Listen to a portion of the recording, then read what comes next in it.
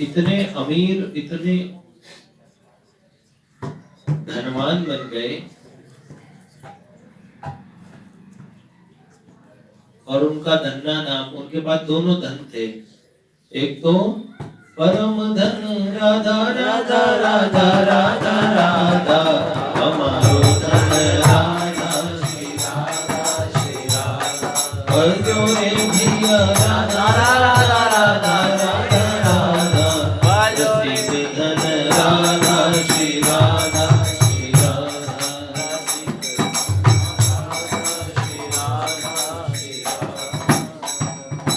तो परम धन राधा राधा राधा राधा, परम धन राधा रानी का नाम भी मिला, ठाकुर जी की कृपा मिली,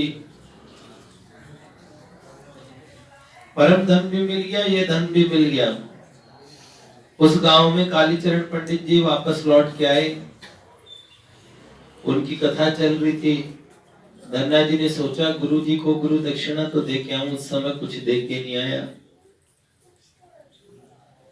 गुरु जी के पास पहुंचे तो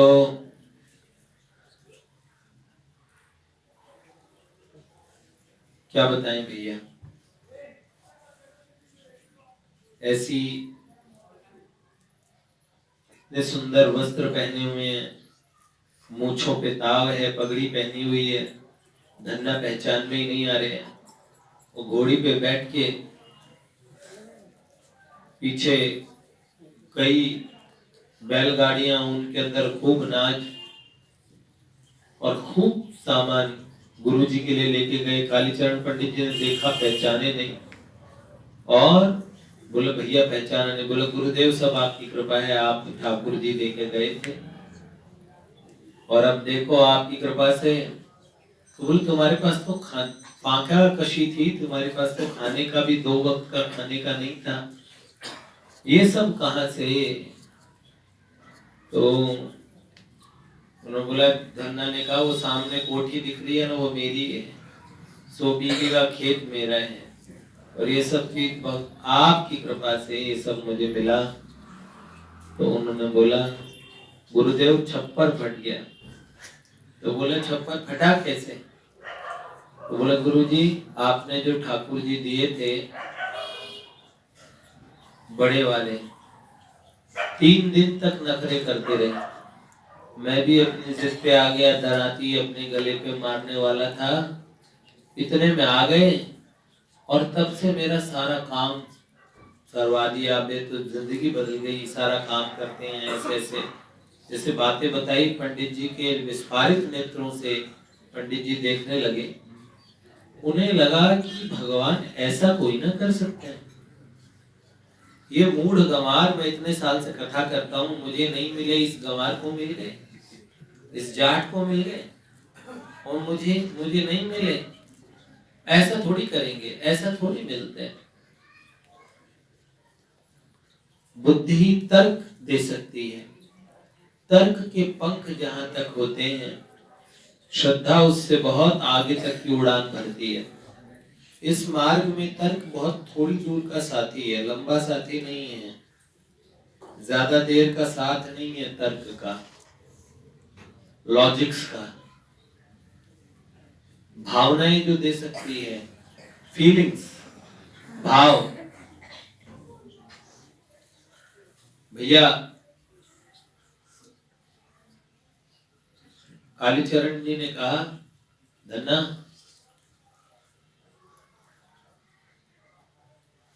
मुझे ठाकुर जी से मिलाओगे? धन्ना ने कहा क्यों नहीं। नाटक किया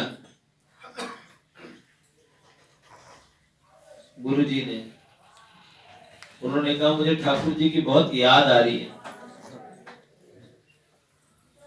धन्ना एक बार मिलवाओ। धन्ना ने कहा गुरु जी आपके दिए ठाकुर जी हैं, आप मिलोगे क्यों नहीं। और भैया गुरुदेव गए, बोले ठाकुर जी इस समय कहाँ है? बोले इस समय तो खेत पे काम कर रहे हैं। तो गुरु जी गए खेत पे, देखते हैं तो धन्ना ने गुरु जी ने देखा, गुरु जी की सारी बुद्धि फेल हो गई, अपने आप रहट चल रहा है, पानी निकल रहा है, कटाई हो रही है, सब अपने आप हो रहे हैं। उन्हें लगा ये कर कौन रहे हैं, दराती चलते हुए दिखती है पर कोई चला कौन रहा है ये पता नहीं। गुरुजी को दिख नहीं रहा, तो गुरुजी ने कहा ठाकुर जी कहाँ है? बोले लो ठाकुर जी अब तो ये बैठे जो खेत की क्या बनाते, डोल बोलते हैं उसे, उसके ऊपर बैठ के ईंट चूस रहे थे, तो गन्ना चूस चूस के फेंक रहे हैं। धन्ना ने कहा देखो सामने है। तो गुरुजी ने बोला धन्ना मुझे मेरे ठाकुर जी वापस चाहिए। धन्ना ने कहा अब प्राण दे सकता हूं पर ठाकुर जी को वापस नहीं दूंगा, ये तो सब कुछ ठाकुर जी ने दिया ही ले लो आप, पर ठाकुर जी नहीं दूंगा। ठाकुर जी के बिना मैं कुछ नहीं, मैं इनके बिना एक क्षण भर भी नहीं रह सकता, ये नहीं दे सकता। गुरुजी ने कहा धन्ना एक बार ऐसा करो, मुझे अपने ठाकुर जी से बोलो कि वो मुझे दर्शन दे। तो बोले क्या गुरुजी आपको दर्शन नहीं हुए? तो उन्होंने बोला धन्ना नहीं हुए। तो आपने तो मुझे दिए। उन्होंने कहा बस मैंने दिए, क्या तुमने लिए, पर कैसे लिए और कैसे दिए ये बात मैं जानता हूँ या ठाकुर जी जानते हैं, लेकिन धन्ना एक बार तुम बोलो इनको कि ये मुझे दर्शन दे। तो ठाकुर जी से धन्ना कहने लगे एक बार गुरु जी को दर्शन दो ना। तो ठाकुर जी कहने लगे ये जो गुरु जी है ना, ये गुरु घट्टाल है, और न इनमें आस्था है, न श्रद्धा है, न विश्वास है। हाँ, धन्ना ने कान पकड़ लिए, राम राम राम राम, गुरु जी की निंदा करते हो, गुरु जी की बुराई हम नहीं सुनेंगे।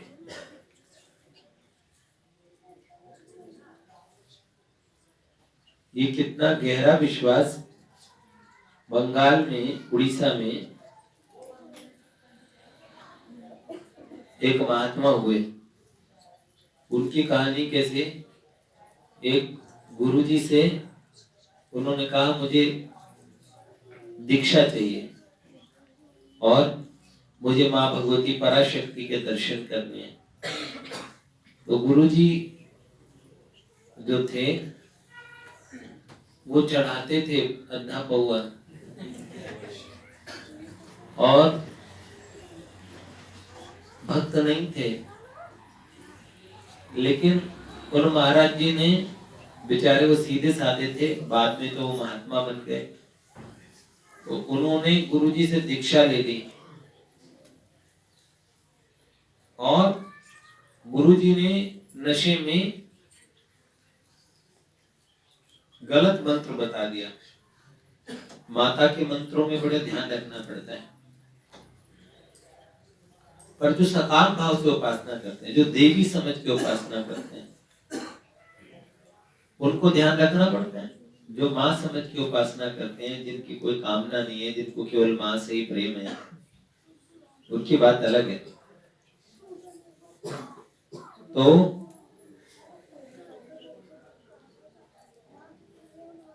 उन्होंने गलत मंत्र दिया, पर जिन्होंने मंत्र लिया उन्होंने इतने प्रेम से उस गलत मंत्र को जपा कि 1 साल के अंदर भगवती प्रकट हो गई, और भगवती ने कहा बेटा ये जो मंत्र है ना ये गलत है, और सही मंत्र मैं तुम्हें बताती हूँ।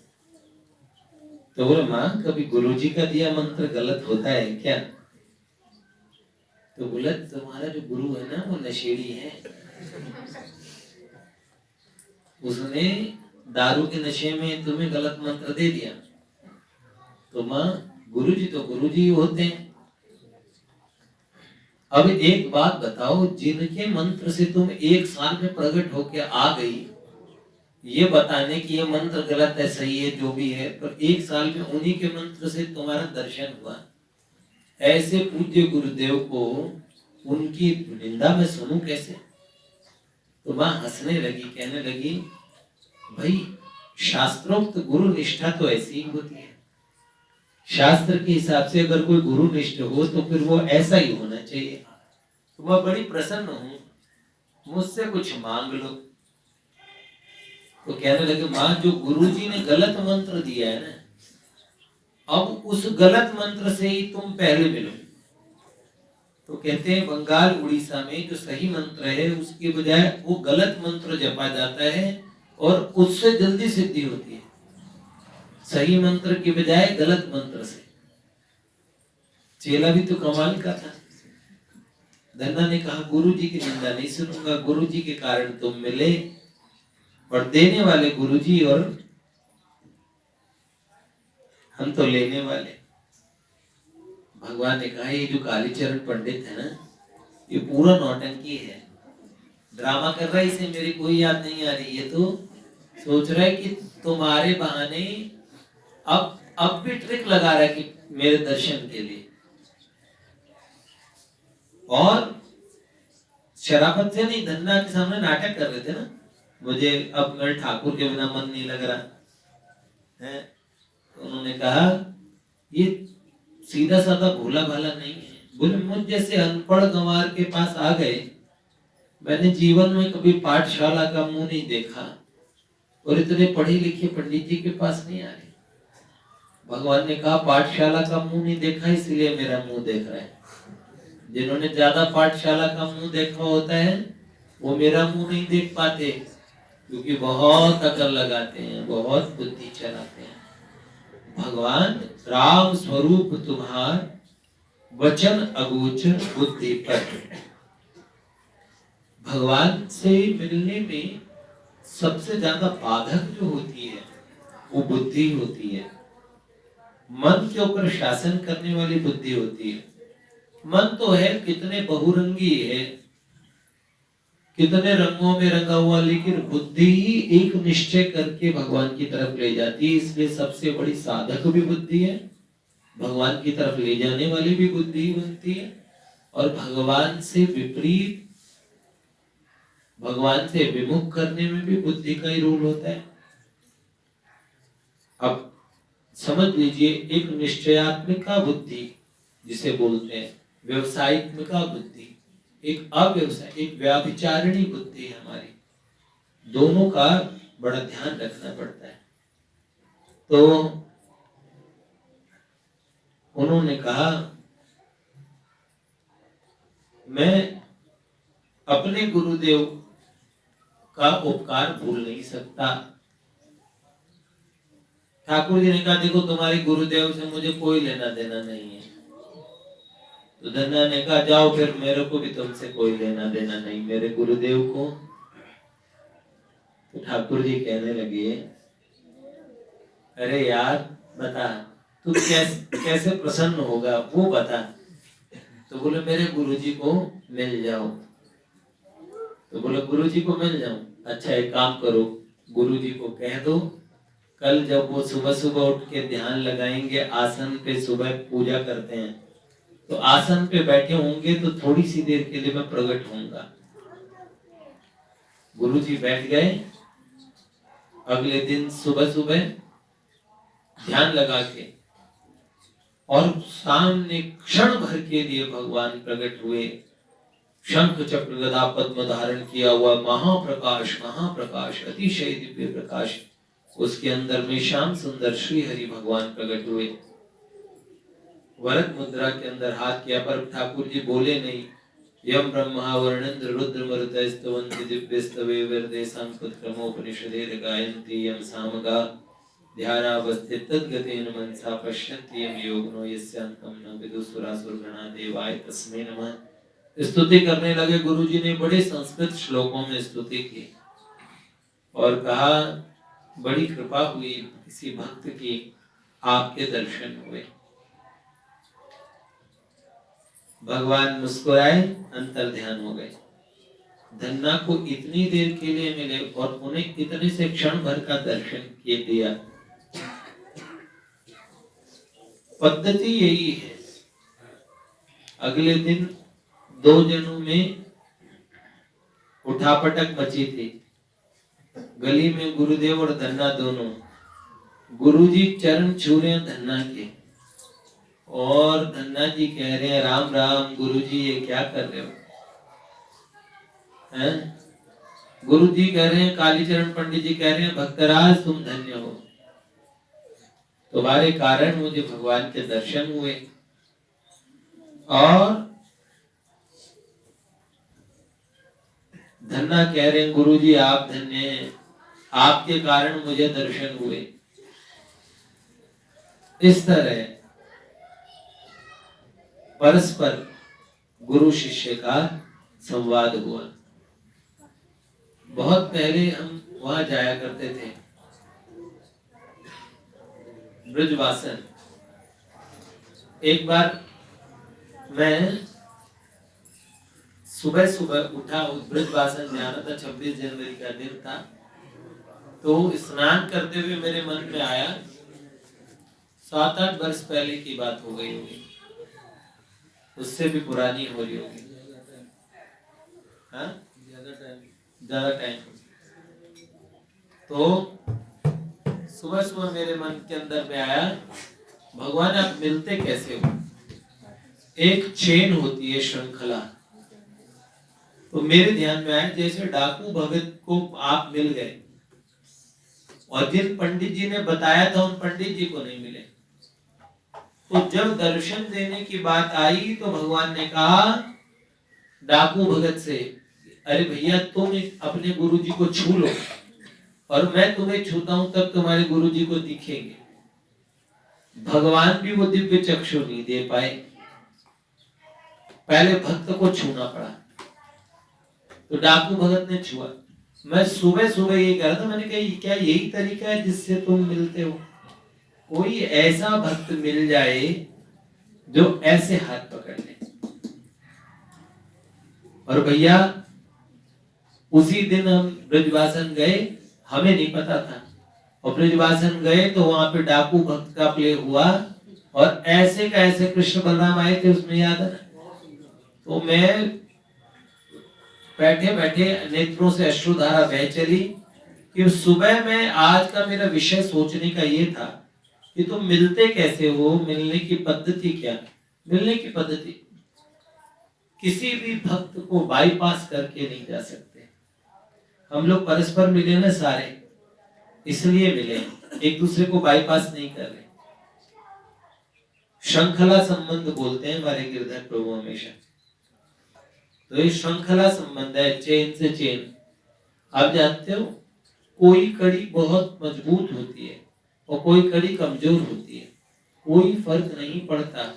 जब करंट आएगा ना तो कमजोर वाली में भी उतना ही करंट आएगा, मजबूत वाली में भी करंट आएगा और आखिरी हिस्से तक करंट दौड़ पड़ेगा।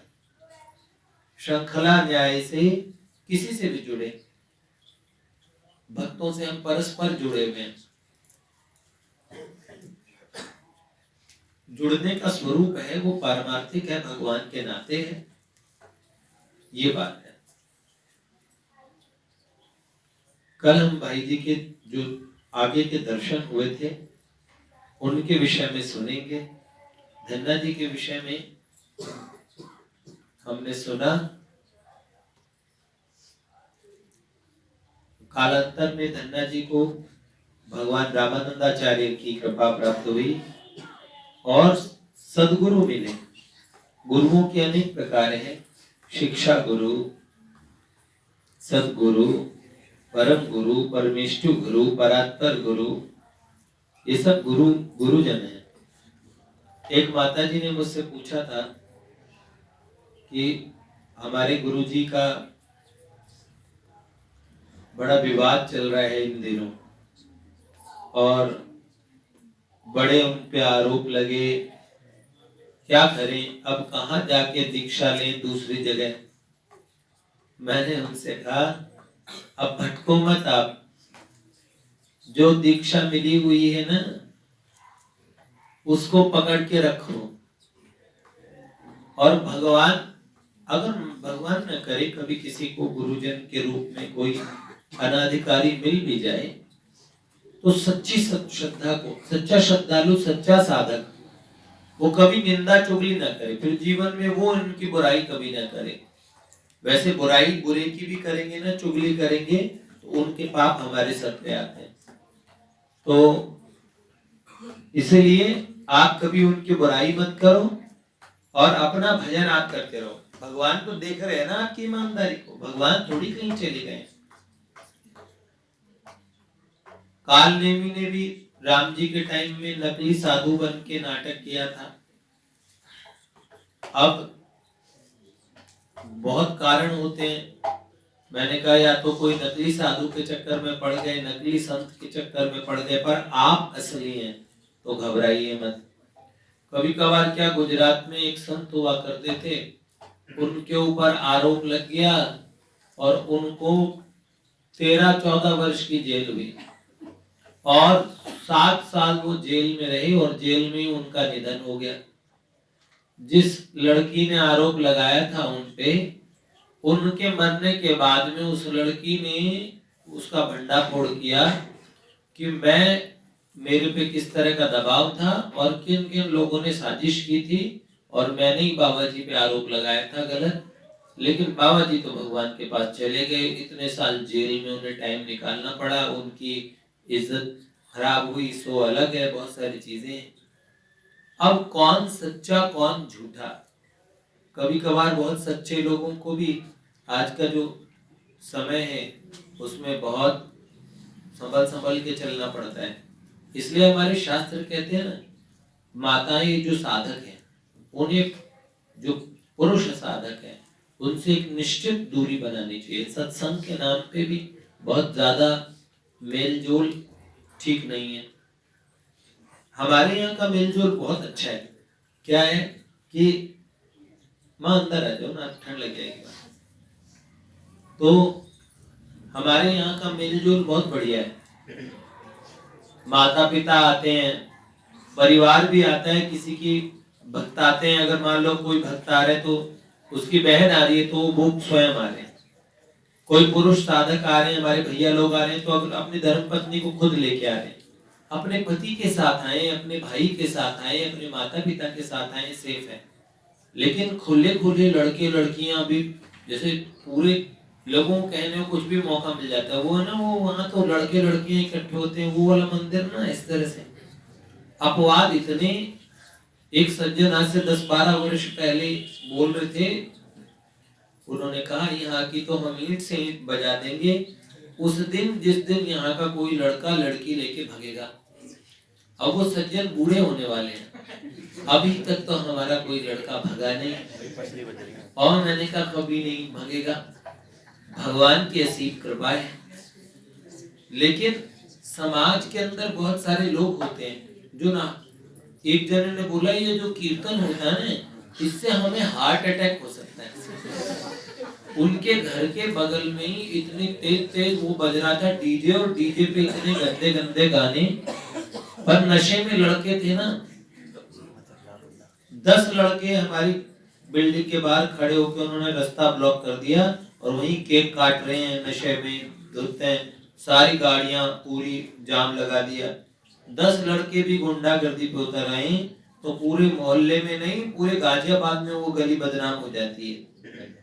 और हमारे यहाँ सैकड़ों लड़के आते हैं, कभी कोई शिकायत, कोई बात, कोई चीज क्यों नहीं हुई, उसके पीछे की वजह हम लोग शास्त्रोक्त महात्माओं का रास्ता अपना के चल रहे।